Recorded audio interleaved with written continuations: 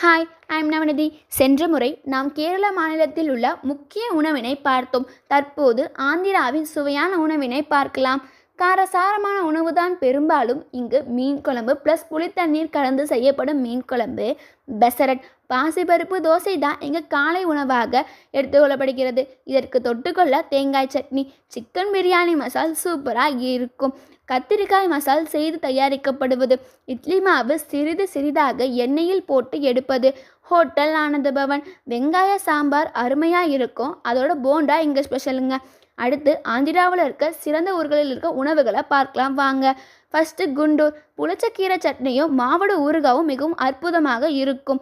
உப்புமா, மெதுவடை, உப்பிட்டு, கத்திரிக்காய் ஃப்ரை, தயிர் சாதம், புளியோதரை இவைகள் எல்லாம் ஆந்திர மக்களால் மிகவும் விரும்பப்படுகிறது. விஜயவாடா நரேஷ் பானிபூரி மிகவும் சூப்பராக இருக்கும். மூணாவதாக திருப்பதி, இங்கே உருளைக்கிழங்கு போண்டா மிகவும் சூப்பராக இருக்கும்.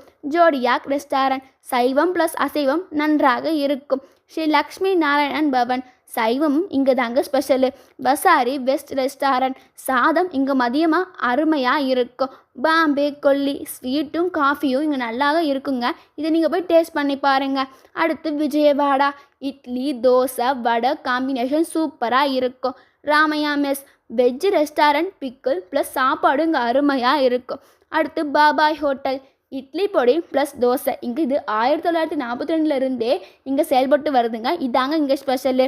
அடுத்து ஆர்ஆர் தர்பார் இங்கே சிக்கன் பிரியாணி சூப்பராக இருக்கும். Sweet magic Vijayawada biryani plus ஆந்திராவில் இதுதாங்க ஸ்பெஷலு. நான் சொன்ன உணவுகள் எல்லாமே ட்ரை பண்ணி சுவைத்து மகிழுங்க.